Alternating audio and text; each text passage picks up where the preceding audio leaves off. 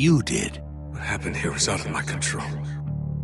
It takes a strong man to deny what's right in front of him. And if the truth is undeniable, you create your own. This isn't my fault. This is your fault, goddammit! Stop right there, Lugo.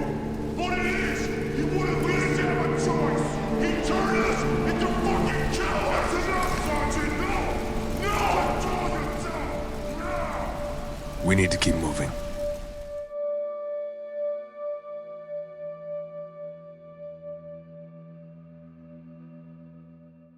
Have you ever done anything out of a spur of the moment? Hold on, this isn't right. 2 seconds.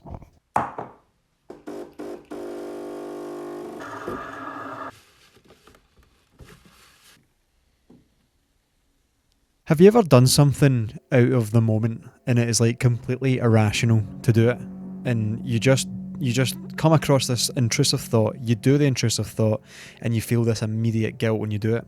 I've done it. I came across this disc in my school. I was in a classroom and it was for maths, and I was like, right, well, no one's here. I had the mad intrusive thought to snap it, so bent it back, snapped it into 4 different pieces, and then as soon as I done it, I was like, why did I just do that? It was like an immediate guilt that came with it. Fast forward later on, I'm feeling very, very guilty about this thing. So it's eating away at me for days and days and days, and I'm like, I can't believe I just listened to my intrusive thoughts and done that. Can't believe it. So I owned up to it. Problem was, I lied. I completely told a lie to make me look like the good guy in the whole scenario and say that, oh, I just tried to pick it up and then it snapped on the leg of my chair. So it got resolved. The school was accepting of that. They were like, it's absolutely fine. They were taking it very serious before this. They were like holding whole ass interrogations. They'd be like, who snapped this disc? It's very expensive. Who done it? And we got like our bike lessons cancelled. We got our Nintendo DS brain games cancelled. Everything. People were like, who was this? Can someone just own up to it so we can start to have fun in school again? So I felt awful because of that. So I owned up to it, but I lied and said it was an accident, and I was too scared to admit that in the time because of how intense they were. This is your fault. So it's all resolved, but my guilt and shame doesn't fade one bit. Like, I'm still shaking at night, being like, I can't believe I did that, and I can't believe I lied as well. So why did I just tell you this random ass fucking story, like, for no reason? Well, let's just say me and Captain Martin Walker are basically the same person, bar a few different things. You know, we both lied, we both did a terrible thing. He might have done a war crime and turned 47 innocent men, women and children into a packet of Golden Wonder smoky bacon crisps, kill endless American soldiers as well. But it's basically the same thing. Spec Ops: The Line follows a story of 3 American soldiers, Delta Force operators, who are sent into Dubai that is in the remains of a hellish civil war, and it was completely wiped out by a sandstorm. We play as Captain Martin Walker, who it goes up against American soldiers, and they're called the Damn 33rd, and it's led by the main antagonist, John Conrad. I am being very specifically vague on the overall story, so I can encourage you, if you've not played it, to go and play it yourself. The main topic of this video doesn't have to cover the story of the game, so I'm making it just vague and giving you an introduction to the game, but go play it yourself. It's a fantastic game. So in order to start off, let's just skip straight to the scene. The scene of this game is the white phosphorus scene. This scene creates what would pretty much universally be recognised as the divide between the player and the main character of Captain Walker. Basically, he turns 47 innocent men, women and children into smoking carcasses by using a chemical weapon that's so inhumane. So basically the run through is they're got to a camp, they believe it to be owned by, I think it's the Damn 33rd.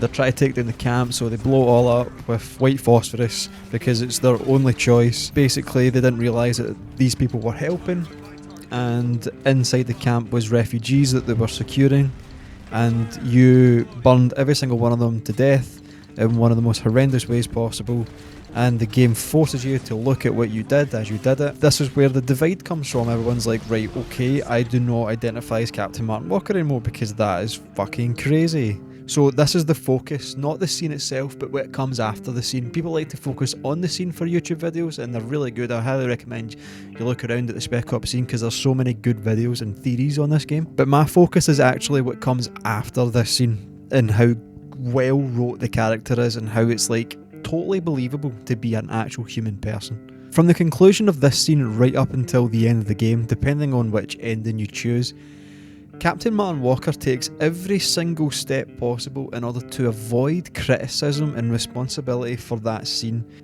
I feel personally this is the perfect path of storytelling for these three individuals, because you look beyond the surface of this is just some strong guy. You realise that the three of these people are Delta Force operators.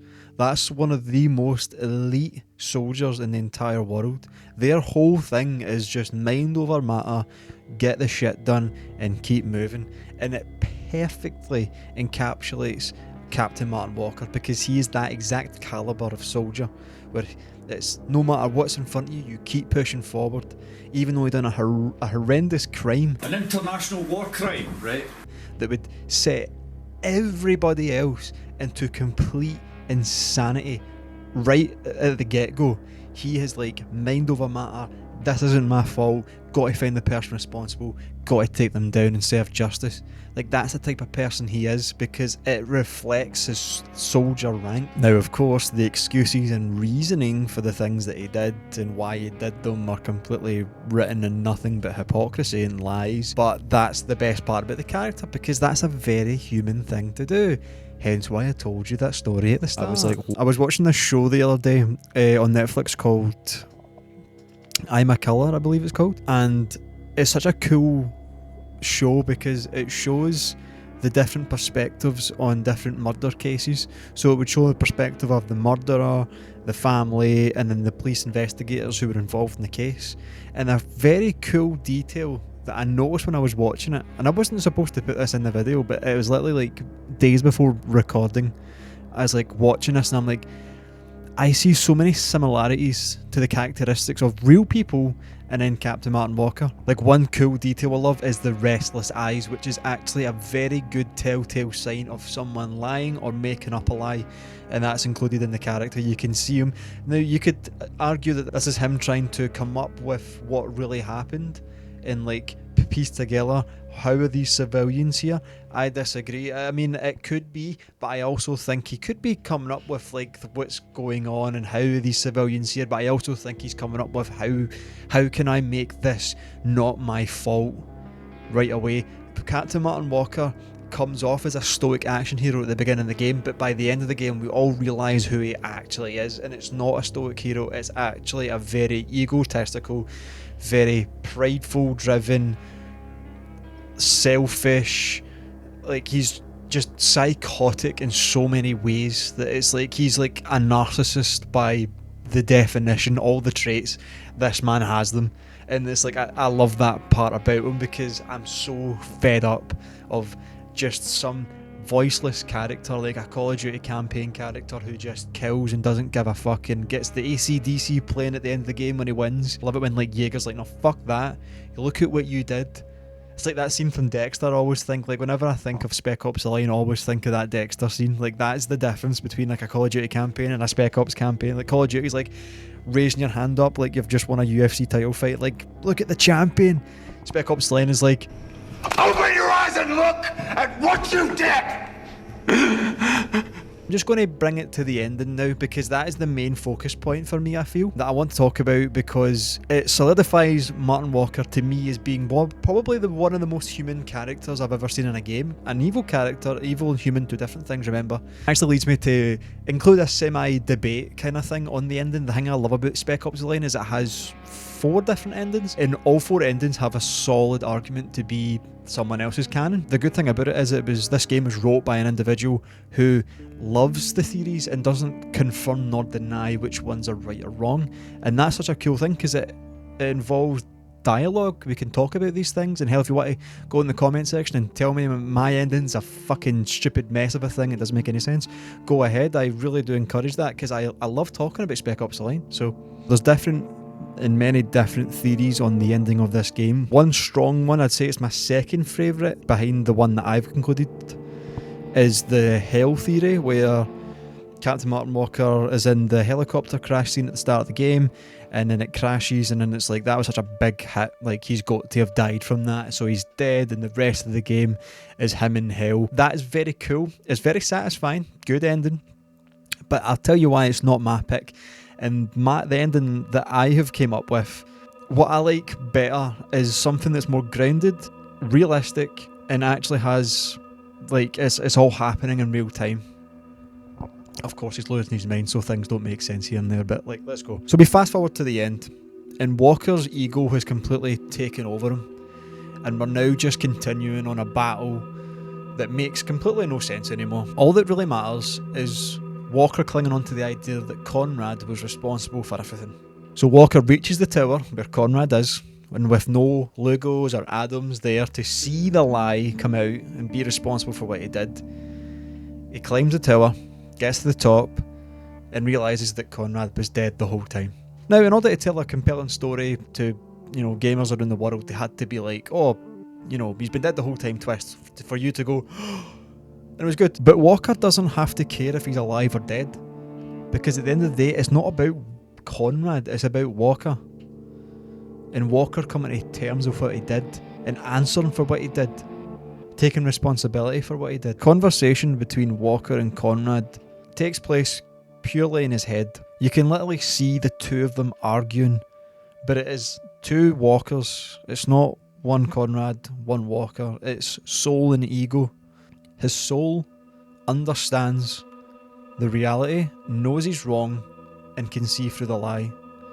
His ego wants to protect him from the soul and tell him that you weren't at fault, it wasn't your fault, blame it on Conrad, you're going to be okay. This wasn't my fault. This isn't my fault. I'm gonna make these bastards pay for what they've done. Now, are you with me or not? No. Everything. All this. It was your fault. This conversation between the soul and the ego is pretty much solidified by the fact that when Conrad disappears from the screen momentarily, it's just Walker, he's staring into the abyss, and he's mouthing the words that Conrad is saying, effectively confirming that this is primarily in his head.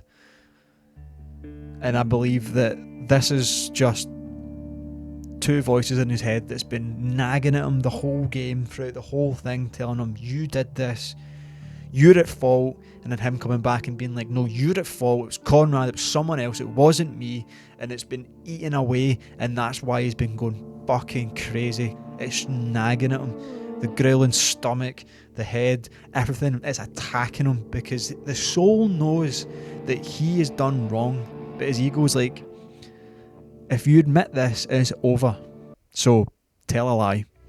Now, not to toot my own horn, but I fucking love my take on this game's story, character and ending. But what a tragic ending to a game that didn't completely make me wish I hadn't even fucking bothered playing What you it. got there? Bigot sandwiches. Sorry if you like The Last of Us 2, I can't go 2 minutes without getting a wee dig at that game. I really didn't like it. With all the information that's been given to you, and if you've played the game, whatever you've seen throughout the whole game, we now have to make a decision. What ending makes the most sense to you, and what one fulfills you more? This is why I love multi-ending games, because we can kind of come up with it on our own, unless it's got a sequel. To me, Captain Martin Walker, Spec Ops Online, is concluded with this. Martin Walker was sent in to do a simple job, got caught up in an awkward situation, and rather than asking for help, he pursued his truest form of identity, which is to be a hero. Went after something, made many grave mistakes, many oversights, did something horrible, atrocious, was overcome with guilt and grief. His ego tried to protect him for as long as it could, but by the end of the game, he had nowhere else to run. Every excuse was completely shot down by his soul. The truth came out. Martin Walker finally sighed, looked around, admitted that he ultimately did not mean any harm to anyone, took a gun, pointed it at the side of his head, and he killed the antagonist of Spec Ops: The Line.